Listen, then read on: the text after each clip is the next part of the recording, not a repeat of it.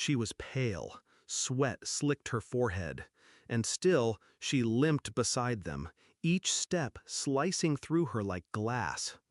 "Come on," my brother barked, "it's not that bad." They made her walk. 3 hours, on a broken leg. She was 15, my baby, and they left her to suffer. I didn't shout, I didn't cry, I watched. And 4 days later, they screamed in panic. My parents raised me with discipline, not love. Respect wasn't earned, it was demanded. Obedience wasn't optional, it was survival. But when I had my daughter, I vowed the chain would end with me. She was my light, my softness in a world that had none. They didn't like that. They said I was spoiling her, said she needed toughening. I tolerated their words until their actions bled through. It started with a call. They were watching her for the weekend while I worked an emergency double shift. "She fell," my brother muttered, being dramatic. "You should talk to her." I rushed home, found her on the couch, legs swollen, bruised, trembling. She didn't look at me. She just whispered, "It hurts." I asked if they took her to the ER. "She's fine," my mother said, folding laundry like nothing happened. "Just a sprain," my father chimed in, eyes on the TV. "She refused to move," my brother added, "so we told her she had to learn." That's when I felt it, the shift. Something inside me snapped into clarity. Not rage, something colder. A line had been crossed, one we wouldn't come back from. The hospital confirmed what I already knew. Broken fibula, displaced. The doctor looked at me like I was the monster. "Why was she walking on this?" he asked. I just nodded, jaw tight. She won't again. I held her hand through the cast, through the tears, and as she drifted into sleep that night, I planned. Not revenge, retribution. Step 1 was silence. I didn't call, didn't return messages. Let them believe all was well. Step 2, legal. I filed for emergency guardianship override.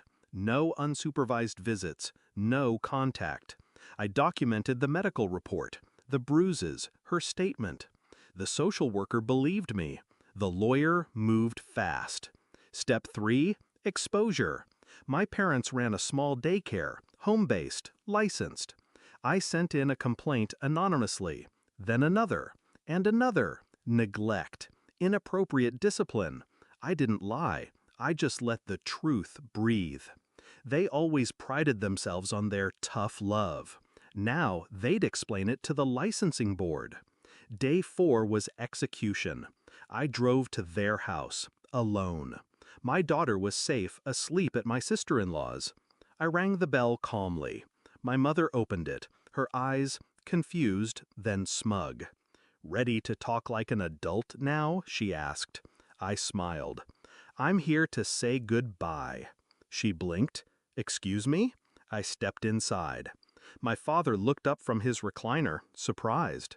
My brother stood by the kitchen, drink in hand. I took out the folder, dropped it on the table.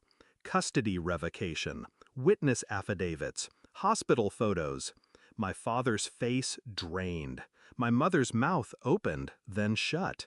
"That's fake," my brother said. "You're bluffing." "Check the date," I said. "It's already filed." They flipped through pages. Then the real bomb.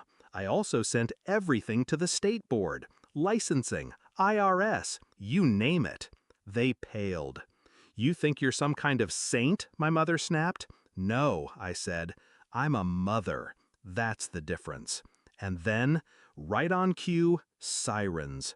Not police, fire truck. A neighbor's trash bin caught fire. Harmless, really, except it spread, fast, to the backyard, to the dry shed my father used to store unregistered propane. Boom! The explosion rocked the neighborhood. Windows shattered. And in the chaos, my parents screaming, neighbors pouring out, my brother yelling for help, I watched from the curb, calm. The fire was ruled an accident. The daycare shut down pending investigation. Their finances? Exposed. Their reputation? Ashes. They still don't know I lit that match. Because revenge isn't about being seen, it's about being felt. They made my daughter walk on a broken leg. Now they crawl through their own wreckage, and I sleep just fine. People ask me if I regret cutting ties, if I miss my family. I tell them this: blood makes you related, loyalty makes you family. And my daughter, she never walks alone again.